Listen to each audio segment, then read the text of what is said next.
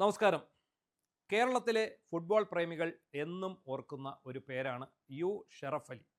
പ്രത്യേകിച്ചും മധ്യവയസ്സ് പിന്നിട്ടിട്ടുള്ള ഫുട്ബോൾ പ്രേമികൾ. നമ്മുടെ പുതിയ പിള്ളേർക്കൊന്നും ഒരുപക്ഷെ ഷറഫ് അലി ആരെന്നോ വി പി സത്യൻ ആരെന്നോ സി വി പാപ്പച്ചൻ ആരെന്നോ ഒന്നും അറിഞ്ഞുകൂടായിരിക്കും.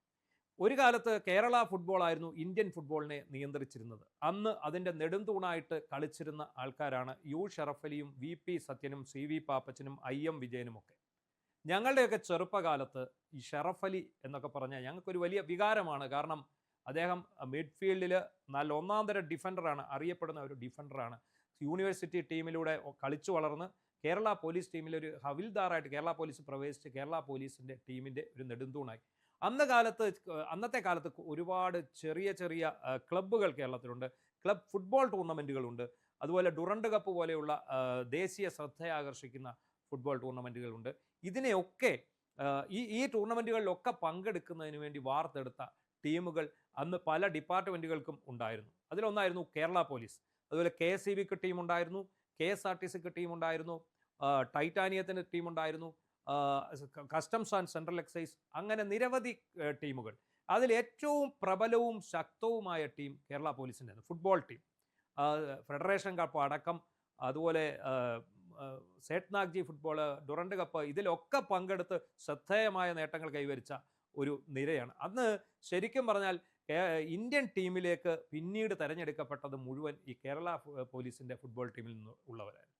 അതിലേറ്റവും മിടുക്കരായ കളിക്കാരിൽ ഒരു പറ്റം കളിക്കാർ സമകാലികരാണ്. നിങ്ങൾക്കറിയാം, വി പി സത്യൻ്റെ സിനിമകൾ, വി പി സത്യൻ്റെ ബയോപിക്കായിട്ട് വന്ന സിനിമ നിങ്ങൾ കണ്ടിട്ടുണ്ടാവും. അതിൽ വി പി സത്യനൊപ്പം ഏറ്റവും ആത്മാർത്ഥ സുഹൃത്തായിട്ട് നടന്ന ആളാണ് യു ഷറഫ് അലി. അതുപോലെ C V Pappachan, K T Chacko, I M Vijayan, അങ്ങനെ വലിയ ഒരു താരനിര തന്നെ കേരള പോലീസ് ഫുട്ബോൾ ടീമിനുണ്ടായിരുന്ന ഒരു കാലം. ഷറഫ് അലിയെ എന്ന് പറയുന്ന അദ്ദേഹം ഇന്ത്യക്ക് വേണ്ടി വരെ കളിച്ചിട്ടുള്ള ആളാണ്. പിന്നീട് അദ്ദേഹം പോലീസുകാരനായിട്ടാണ്, ഹവിൽദാറായിട്ടാണ് കേരള പോലീസിൽ ജോലിക്ക് കയറുന്നത്. അതിനുശേഷം അദ്ദേഹം പടിപടിയായി ഉയർന്ന് കമാൻഡന്റ് വരെയായി 2020 അദ്ദേഹം റിട്ടയർ ആവുന്നു. അങ്ങനെ റിട്ടയറായ ഷറഫ് അലി പിന്നീട് കേരള സ്പോർട്സ് കൗൺസിലിൻ്റെ അധ്യക്ഷനാകുന്നു. പക്ഷേ ദൗർഭാഗ്യകരമെന്ന് പറയട്ടെ, പിണറായി വിജയൻ സർക്കാർ അദ്ദേഹത്തെ കൊണ്ട് ചാടിച്ചത് ഒരു വലിയ കെണിയിലാണ്, ഒരു വലിയ കുഴിയിലാണ്. സംസാരിച്ചു വരുന്നത് മെസ്സി തട്ടിപ്പ് വിവാദത്തെക്കുറിച്ച് തന്നെയാണ്. ഇന്നലെ ന്യൂസ് ചാനൽ കണ്ടവർക്കറിയാം, അല്ലെങ്കിൽ ഇന്നത്തെ മാധ്യമങ്ങൾ വായിച്ചവർക്കറിയാം, യു ഷറഫ് അലിയും അറിഞ്ഞോ അറിയാതെയോ ഈ തട്ടിപ്പിൽ പങ്കാളിയായിരിക്കുകയാണ്. അല്ലെങ്കിൽ അദ്ദേഹത്തെ ഈ തട്ടിപ്പിലേക്ക് വലിച്ചിഴച്ചിരിക്കുകയാണ് ട്രീ കട്ടർ മുതലാളിയും സംഘവും. ഷറഫ് അലി കേരള സ്പോർട്സ് കൗൺസിലിൻ്റെ പ്രസിഡൻ്റ് ആയിരിക്കുന്ന സമയത്താണ് ഈ മെസ്സിയെ കൊണ്ടുവരുന്നു എന്ന് പറഞ്ഞുള്ള ഈ തട്ടിപ്പ് നാടകം അരങ്ങേറുന്നത്. അതിൽ അർജന്റീൻ ഫുട്ബോൾ അസോസിയേഷനും അഗസ്റ്റിൻ സഹോദരന്മാരും ചേർന്ന് ഒപ്പുവെച്ച കരാറിൽ സാക്ഷിയായി ഒപ്പുവെച്ചിരിക്കുന്നത് ഷറഫ് അലിയാണ്. കേരള സ്പോർട്സ് കൗൺസിൽ പ്രസിഡന്റ് എന്ന നിലയിലല്ല, വെറും ഒരു വ്യക്തി എന്ന നിലയിലാണ് താൻ അതിൽ ഒപ്പുവെച്ചതെന്ന വളരെ ബാലിശമായ, വളരെ നിലനിൽക്കാത്ത, ഒരു പോലീസ് ഉദ്യോഗസ്ഥൻ്റെ സാമാന്യ ബുദ്ധിക്ക് നിരക്കാത്ത തരത്തിലുള്ള ഒരു അഭിപ്രായമാണ് ഷറഫ് അലി ഇപ്പോൾ പറഞ്ഞിരിക്കുന്നത്. താൻ റിപ്പോർട്ടർ ചാനൽ ഉടമകളുടെ സുഹൃത്താണെന്നും ആ ഒരു ബന്ധം വെച്ച് ഡിജിറ്റലായി അതിൽ സൈൻ ചെയ്തുവെന്നുമാണ് അദ്ദേഹം പറയുന്നത്. ഓർക്കണം, ആ സമയത്ത് അദ്ദേഹം കേരള സ്പോർട്സ് കൗൺസിലിൻ്റെ പ്രസിഡൻ്റാണ്.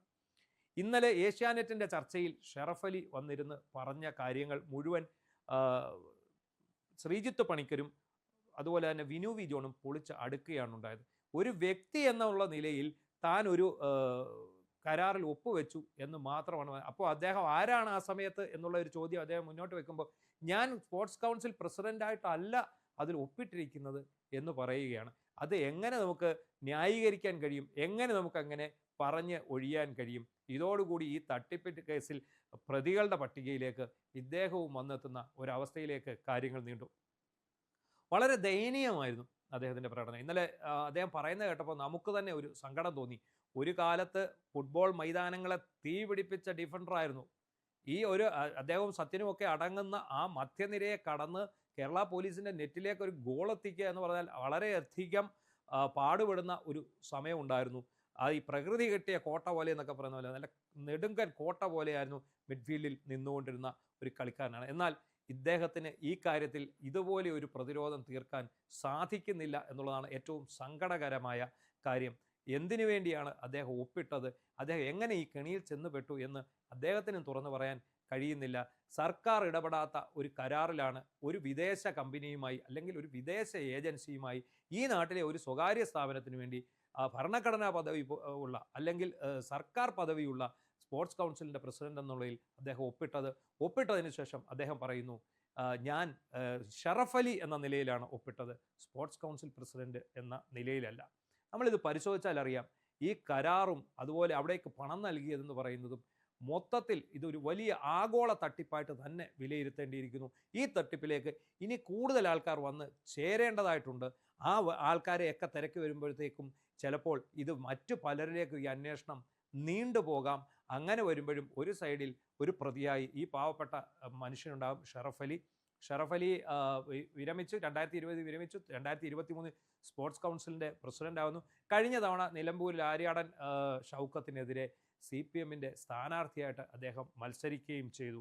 സത്യത്തിൽ പിണറായി വിജയനും സംഘവും ചേർന്ന് ഇന്ത്യ കണ്ട ഏറ്റവും മികച്ച ഒരു ഫുട്ബോളറെ കൊണ്ടുവന്ന് അദ്ദേഹം പോലും മനസ്സറിയാത്ത ഒരു തട്ടിപ്പ് കേസിൽ കൊണ്ട് പെടുത്തിയിരിക്കുകയാണ്. ഒരു കരാറിൽ ഒപ്പിടാൻ പറഞ്ഞു, കരാറിൽ ഒപ്പിട്ടു. ഇതൊരു സാധാരണ വസ്തു കച്ചവടമല്ല, ഇത് സാധാരണ ഒരു കെട്ടിടം നിർമ്മിച്ച് കൈമാറുന്ന ജോലിയല്ല, അല്ലെങ്കിൽ ഇതൊരു വാടക കരാറല്ല. അങ്ങനെ ഒരു സാക്ഷിയായി ഒപ്പിട്ടാൽ നമുക്കൊന്നും സംഭവിക്കാനില്ല. പക്ഷേ ഇവിടെ എന്താണ് സംഭവിച്ചിരിക്കുന്നത്? 126 കോടി രൂപ അർജന്റീനിയൻ ഫുട്ബോൾ അസോസിയേഷന് വേണ്ടി അമേരിക്കയിലുള്ള ഒരു ഏജൻസിക്ക് കൈമാറുന്ന കരാറിലാണ് ഇദ്ദേഹം ഒപ്പുവെച്ചിരിക്കുന്നത്. ആ ഒപ്പുവെച്ചതിന് യാതൊരു നിയമസാധുതയുമില്ല. മാത്രവുമല്ല, രാജ്യവിരുദ്ധമായ ഒരു പ്രവർത്തനമാണ്, രാജ്യത്തിൻ്റെ യാതൊരു താല്പര്യങ്ങളും സംരക്ഷിക്കാത്ത ഒരു പ്രവർത്തനമാണ്. അതിലേക്കാണ് അദ്ദേഹം അറിയാതെ ചെന്ന് ചാടിയിരിക്കുന്നത്. അതിനുശേഷം ആരാണ് അദ്ദേഹത്തെ കൊണ്ട് ഇങ്ങനെ ഒരു പ്രസ്താവന ഇറക്കിച്ചത് എന്നുള്ളതാണ് മനസ്സിലാവാത്തത്. ഇതേതോ വക്കീലന്മാരുടെ കാഞ്ഞ ബുദ്ധിയായിട്ട് തന്നെ തോന്നണം, അല്ലെങ്കിൽ തട്ടിപ്പുകാരൻ ആൻഡോ അഗസ്റ്റിൻ പറഞ്ഞു കൊടുത്തിട്ടായിരിക്കണം ഒരുപക്ഷെ അദ്ദേഹം ഇത് ചെയ്തിരിക്കുന്നത്, തനിക്കിതിൽ പങ്കില്ലെന്ന് കാണിക്കാൻ വേണ്ടി. പക്ഷേ ചെന്നു ചാടിയിരിക്കുന്നത് വലിയ ഒരു കുഴിയിലാണ്. ട്രീ കട്ടർ മുതലാളിമാർ വലിയ ഒരു കുഴി വെട്ടി ആ കുഴിക്കുള്ളിലേക്ക് ഷറഫ് അലിയെ മൂടി എന്ന് തന്നെ പറയുന്നതായിരിക്കും നല്ലത്. അദ്ദേഹം ആരെയൊക്കെയോ സംരക്ഷിക്കാൻ വേണ്ടി രംഗത്ത് എത്തുകയായിരുന്നു. സ്പോർട്സ് കൗൺസിലിൻ്റെ പ്രസിഡന്റ് എന്നുള്ള നിലയിൽ, അന്നത്തെ സ്പോർട്സ് കൗൺസിൽ പ്രസിഡന്റ് എന്നുള്ള നിലയിൽ അദ്ദേഹത്തിന് ഒരിക്കലും ഒഴിഞ്ഞു മാറാൻ സാധിക്കില്ല. ഇവിടെ നടന്നത് മുഴുവൻ നിയമവിരുദ്ധ പ്രവർത്തനമാണെന്ന് എല്ലാവർക്കും മനസ്സിലായി കഴിഞ്ഞു. കായിക വകുപ്പ് സെക്രട്ടറി അറിയാതെയാണ് ഇവിടെ മൊത്തം നടന്നത്. എല്ലാം വാക്കാലുള്ള പരാമർശങ്ങൾ, ചില ഇമെയിലുകൾ മാത്രമാണ് മന്ത്രിയുടെ ഓഫീസിൽ നിന്ന് പോയത്. അത് മന്ത്രിയുടെ ഓഫീസ് ജീവനക്കാരാണ് ഇതിനകത്ത് ഇടപെട്ടത്. കായിക സെക്രട്ടറി ഇടപെടുന്നിടത്തൊക്കെ മന്ത്രിയുടെ ഓഫീസ് ജീവനക്കാർ ഇടപെടുന്നു. അവർ സ്വകാര്യമായി മെയിൽ അയക്കുന്നു. അതിൻ്റെ ഒരു കോപ്പി ഒരു കോളേജ് അധ്യാപികയ്ക്ക് പോകുന്നു. ഈ അർജന്റീനിയൻ ഫുട്ബോൾ അസോസിയേഷനും ഈ കേരളത്തിൻ്റെ മന്ത്രിയും തമ്മിലുള്ള കമ്മ്യൂണിക്കേഷനിൽ പുറത്തു നിന്നുള്ള കോളേജ് അധ്യാപികയ്ക്ക് എന്ത് കാര്യമെന്നുള്ള ചോദ്യം വരുന്നു. ഇതിനെ ഒന്നും പ്രതിരോധിക്കാൻ കഴിയാതെ റിപ്പോർട്ടർ ചാനൽ ഉടമകൾ മറ്റ് ചാനലുകളെ കൂട്ടുപിടിച്ച് ഇപ്പോഴത്തെ മുഖ്യമന്ത്രിക്കെതിരെ ഇല്ലാ കഥകൾ പ്രചരിപ്പിച്ച് മുന്നോട്ട് പോകുന്നു. അതിനിടയിൽ ഷറഫ് അലിയെ പോലെ കേരളം കണ്ട, ഇന്ത്യ കണ്ട, ലോകം കണ്ട ഏറ്റവും ഒരു മികച്ച ഫുട്ബോളർ അദ്ദേഹവും വന്ന് പെടുന്നു. എന്തിന് താൻ ഒപ്പിട്ടു? കാരണം ഷറഫ് അലി ഇപ്പോൾ പെടാൻ കാരണമായത് ഈ ട്രീ കട്ടർ മുതലാളിമാരുടെ ചാനൽ തന്നെയാണ്. അവരാണ് ഈ രേഖ പുറത്തുവിട്ടത്. അവർക്കെതിരായ ആരോപണങ്ങൾ, അവർക്കെതിരായ തെളിവുകൾ ഓരോന്ന് പുറത്തു വന്നപ്പോൾ ആദ്യം കരാറില്ല എന്ന് പറഞ്ഞിടത്ത് ഇവർ ഈ കരാർ വെളിയിൽ കാണിക്കാൻ നിർബന്ധിതരായി.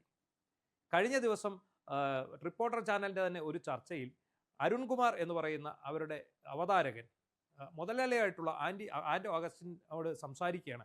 അപ്പോൾ ആൻഡോ അഗസ്റ്റിൻ പറയുന്നു, എൻ്റെ കയ്യിൽ ഇത് സംബന്ധമായ മുഴുവൻ രേഖകളുമുണ്ട്, ഇതാ ആ രേഖയാണെന്ന് പറയും. അപ്പോൾ അരുൺകുമാർ പറയുന്നു, എങ്കിൽ നമുക്കതിപ്പോൾ തന്നെ സ്ക്രീനിൽ കാണിക്കാം, സ്ക്രീനിലേക്ക് കാണിക്കൂ എന്ന് പറയുമ്പോൾ ഈ മുതലാളി തടയുകയാണ്. ഇത് ഇൻ്റർനാഷണൽ കോർട്ടിൽ കേസ് നടക്കുന്ന രേഖയാണ്, ഇത് പുറത്തുവിടാൻ സാധിക്കില്ല, ഇത് ഔദ്യോഗിക രേഖയാണ്, പുറത്തുവിടാൻ സാധിക്കില്ല എന്ന് പറയുന്നു. എന്നാൽ പിറ്റേന്ന് രാവിലെ ഒരു 10:30 ആയപ്പോഴേക്കും ഈ രേഖ എടുത്ത് ഇവർ വെളിയിൽ കൊടുക്കുന്നു. ആ രേഖയിലാണ് നമ്മുടെ ഷറഫ് അലി ഒപ്പിട്ടിരുന്നത്. ആ രേഖയോടുകൂടി ഷറഫ് അലിയും ഇതിലേക്ക് കുടുങ്ങുന്നു. മുഖ്യമന്ത്രിയായിരുന്ന പിണറായി വിജയൻ, അതുപോലെ തന്നെ കായികമന്ത്രിയായിരുന്ന അബ്ദുറഹ്മാൻ, മുൻ ചീഫ് സെക്രട്ടറി ആയിരുന്ന ജയതിലക് എന്നിവർ മാത്രമാണ് ഈ പിക്ചറിൽ ഉണ്ടായിരുന്നെങ്കിൽ അതിലേക്കിപ്പോൾ ഷറഫ് അലി കൂടി വന്നു ചേർന്നിരിക്കുകയാണ്.